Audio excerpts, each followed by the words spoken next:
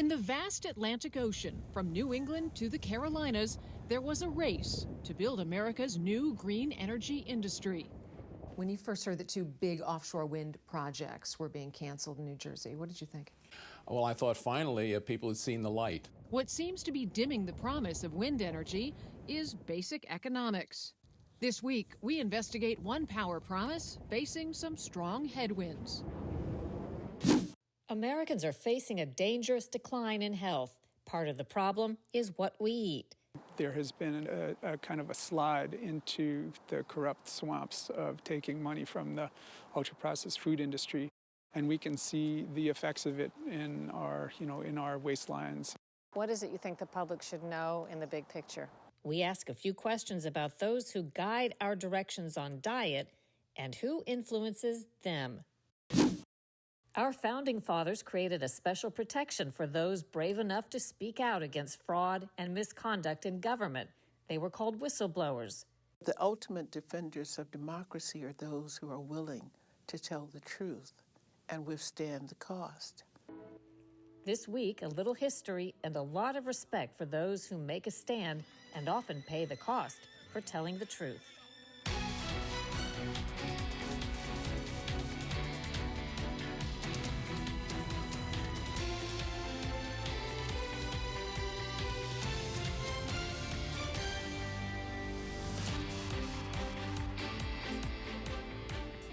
Welcome to Full Measure. I'm Sharyl Attkisson. The federal government recently approved the first West Coast wind energy areas off the coast of Oregon to add to 6 along the East Coast. Meantime, power generated by Texas wind farms, the largest power market in America, fell a huge chunk in January due to low wind speeds. Lisa Fletcher looks at the shifting winds amid the Biden administration's ambitious plans to move toward this form of green energy. Delaware's beautiful Atlantic shoreline has always drawn visitors to pristine beaches and abundant wildlife. But a recent arrival on the horizon has brought opportunity and controversy, and now the potential to unravel a key pillar of President Biden's renewable energy plans. Near the town of Lewis, the University of Delaware operates a single 2-megawatt wind turbine as a test bed and power source, helping to train a new generation of renewable power engineers and researchers. But the big goal for this state and many others up and down the Atlantic coast is out there, at sea. The vision: to build hundreds of wind turbines from the Carolinas to New England to help power America's future. If they get that built, they would also go a long way to meeting the White House's goal of generating 30,000 megawatts of offshore wind power by 2030, enough to power 10 million homes. 2 years ago, we were in Martha's Vineyard, the promised site of the newest commercial-scale offshore wind project called Vineyard Wind. It started producing power in January. By the end of this year, 5 turbines are scheduled to be turning. So a year ago, it looked like the industry had the wind at its back, with projects underway or planned up and down the coast. But then, in August, the giant Danish energy company Ørsted canceled 2 projects off New Jersey. The company saying high inflation, rising interest rates, and supply chain problems had doomed their 2,200 megawatt plans. For one congressman from Maryland, that economic bombshell was a breath of fresh air. When you first heard that two big offshore wind projects were being canceled in New Jersey, what did you think? Well, I thought finally people had seen the light, that, people rising up and raising the objections to this really costly, just uncalled for way to produce energy. Finally, people are paying attention, and these companies, I think, realize that these roads are long and hard. Andy Harris is a Republican representing Maryland's 1st congressional district that covers part of the state's coast. He's a vocal opponent of offshore wind.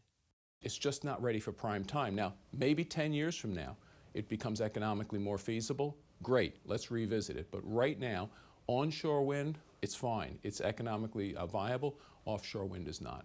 There are politicians up and down the coast now questioning offshore wind's economic and environmental credentials. And scientists have raised concerns about what the turbines could do to marine habitats vital for whales, while fishermen worry the towers could displace their catch.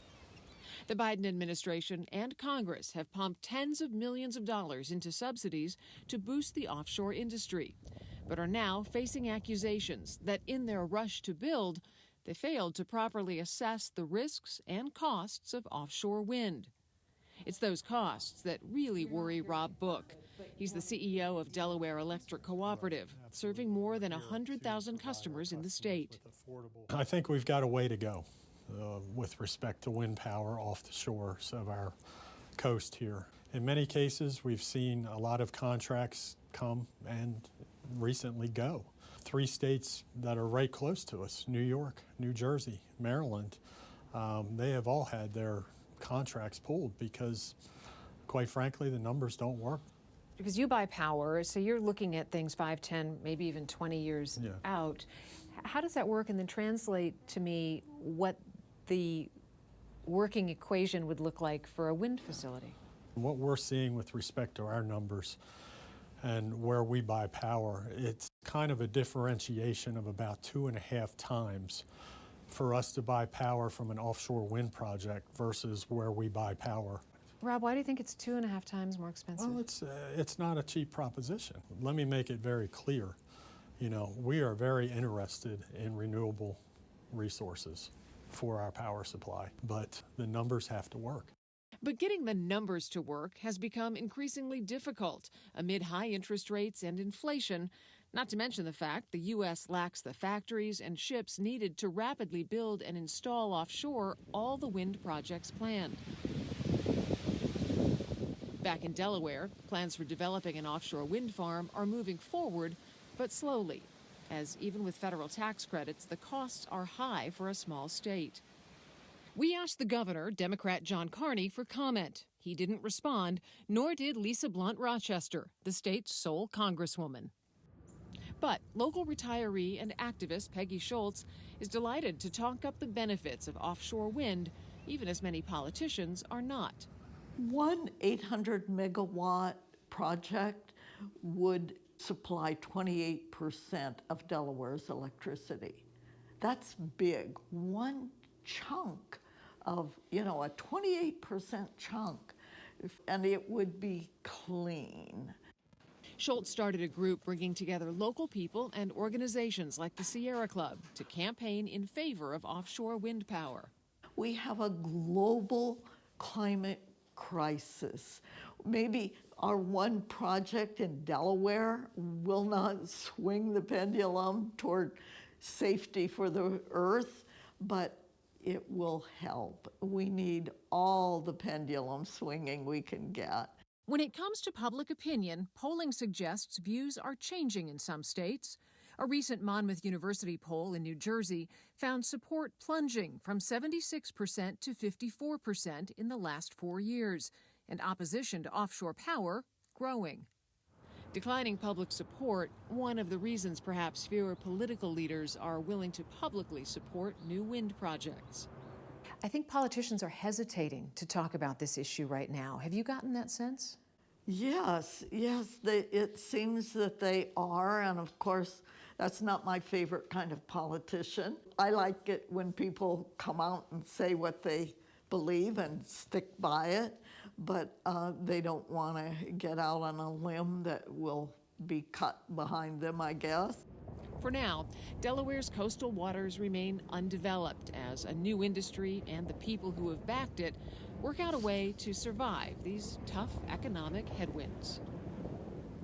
So what exactly is so much more expensive about the offshore wind projects? Well, it's largely because it's a new industry and the costs seem to grow every month. So, for example, a turbine could cost $3 to $5 million, but the bigger number is in building the platforms. We talked to Dominion Energy of Virginia.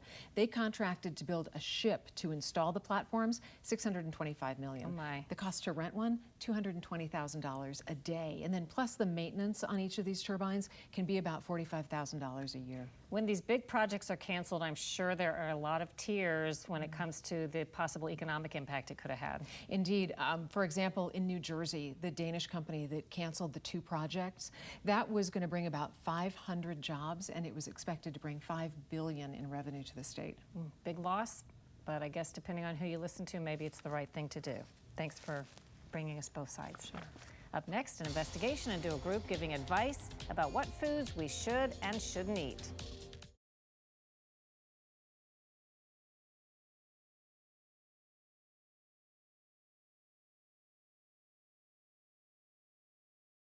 You already know that Americans have been growing fatter and more disease-riddled in recent decades. Some of that's blamed on pesticides, preservatives, chemicals, and the food we eat. The Academy of Nutrition and Dietetics bills itself as the world's largest group of registered dietitian nutritionists. But what if the things they teach and the advice they give is tainted by corporations that make unhealthy food? There's no question that over the last, say, 25 years, there has been a kind of a slide into the corrupt swamps of taking money from the ultra-processed food industry. And we can see the effects of it in our, in our waistlines and in the rates of diabetes and cardiovascular disease across the country. Gary Ruskin heads the watchdog group U.S. Right to Know. Its 5-year investigation looked into tens of thousands of pages of internal documents from the Academy of Nutrition and Dietetics and its website, eatright.org.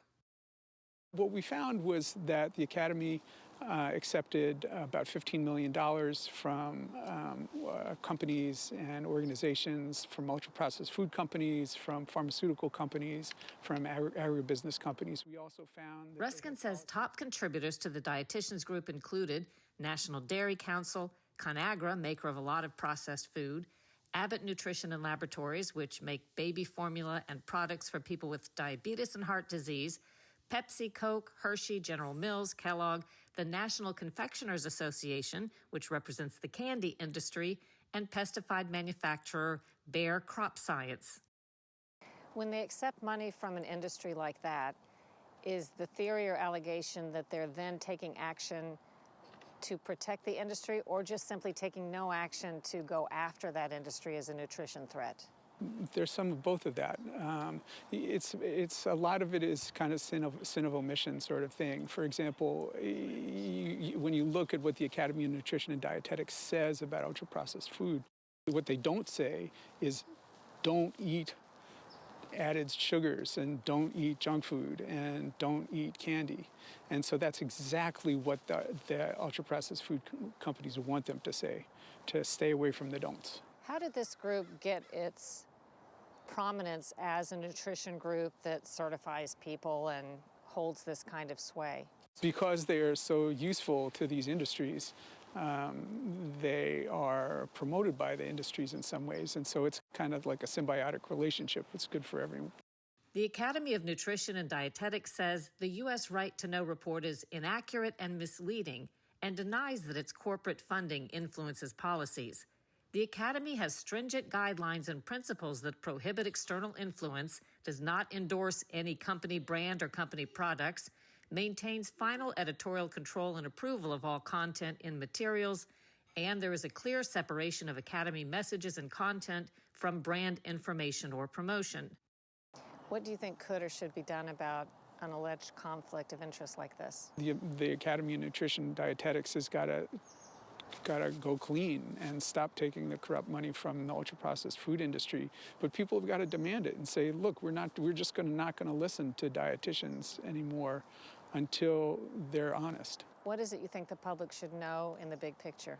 The big picture is that our nation's dietitian organization is not trustworthy for information, and that people need to find better sources of information, sources that do not have conflicts of interest. Many studies blame ultra-processed foods in part for skyrocketing heart disease, diabetes, obesity, cancer, and dementia. A new report in the Washington Post says registered dietitians are being paid to post videos promoting diet soda and sugar on Instagram and TikTok. Ahead on Full Measure, a look back at America's heroic truth tellers.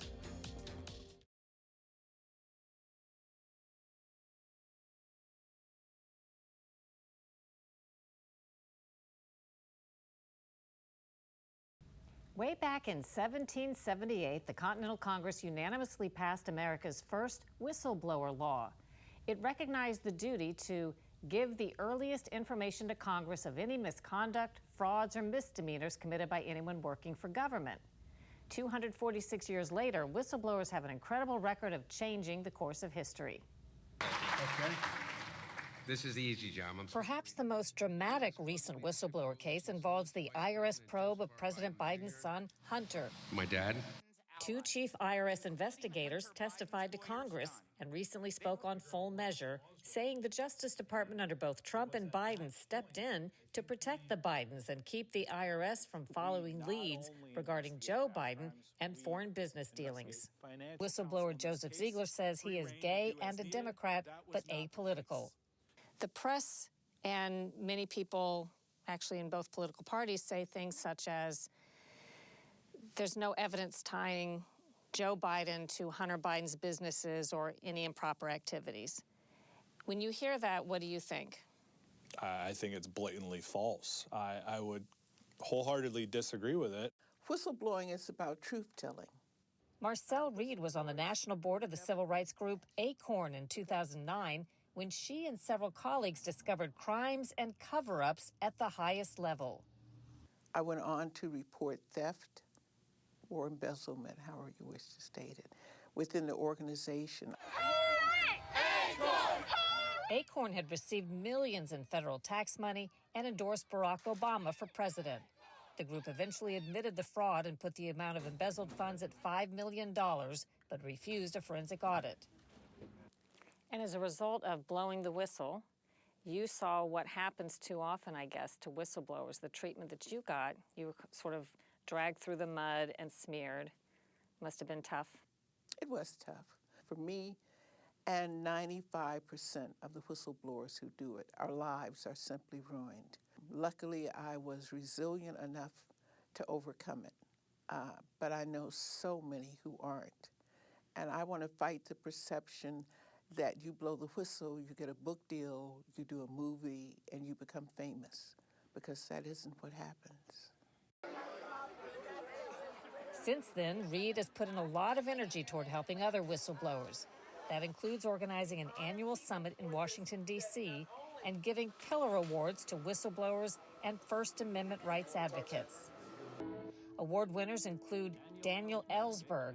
He leaked classified documents known as the Pentagon Papers to the New York Times in 1971, revealing America's involvement in the Vietnam War before the U.S. had acknowledged it.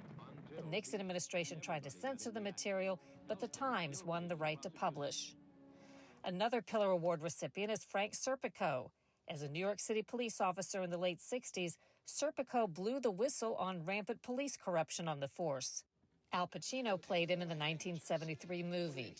We know how to handle guys like you. I had to cut your tongue out.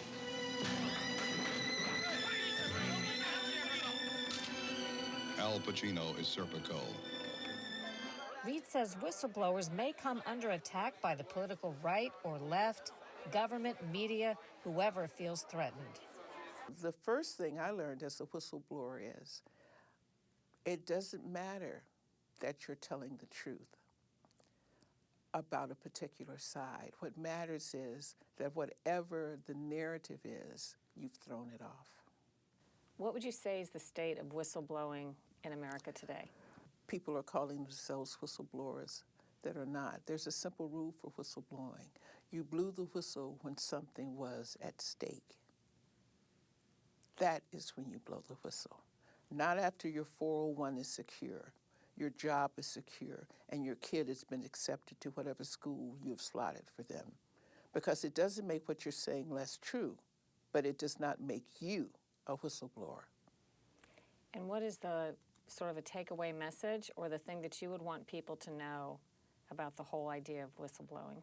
So people think that the defenders of democracy wear uniforms. That's absolutely true. But the ultimate defenders of democracy are those who are willing to tell the truth and withstand the cost. And there is no such thing as telling the truth and paying no cost. Most whistleblowers get nothing but grief, but there are exceptions. Last year, under a special government program, the U.S. Securities and Exchange Commission paid an anonymous whistleblower a record $279 million in a case that led to corporate violators paying out $4 billion. After a break, an eye-opening update to our reporting on a controversial Alzheimer's drug.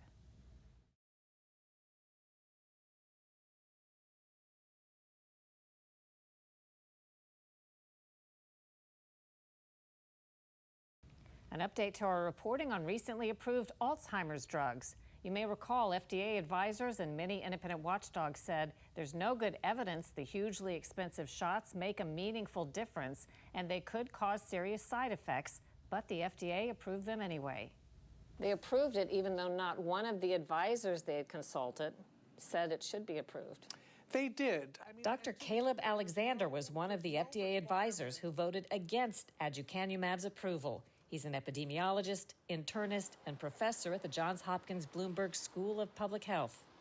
The advisory committee, there was near consensus among the advisory panel that there just wasn't the evidence to warrant approval.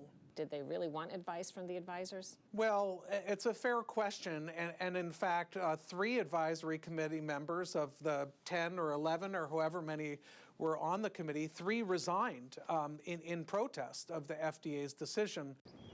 Much of the controversy centers on the FDA's overt advocacy of a medicine that had failed miserably during the test phase. Drug maker Biogen stopped its 2 major studies midstream, determining that Aducanumab performed so poorly it was futile to go on. But within months, Biogen returned to the FDA, claiming to have found some evidence of benefit within the stopped studies, and the FDA enthusiastically endorsed the drug without a single of the completed large studies normally required. Now, the maker of both drugs, Biogen, has announced it's pulling one of them off the market, Aducanumab. The watchdog group Public Citizen called the FDA's accelerated approval of Aducanumab against the advice of its advisors, quote, one of the most irresponsible and egregious decisions in the history of the agency. The remaining drug, lecanemab or Leqembi, has the most serious black box warning for brain swelling and bleeding risks. Biogen says the drug is safe and that even marginal effectiveness could give a loved one more days with family. Coming up next week on Full Measure, we're off to Cuba, where the communist island is going through a major and surprising, but not widely reported, transformation. Is this the first time since the revolution that Cubans have had the opportunity to do what you're doing? History books tell you that 1968 was the last time that Cuban nationals could do what we are doing now. Big change. What would you like people to know who don't understand really much about what's going on? Well, I think it's important to be patient as well. Is Cuba really rejecting its Soviet-style market economy? Find out next week. Until then, we'll be searching for more stories that hold powers accountable. Thanks for watching. I'm Sharyl Attkisson.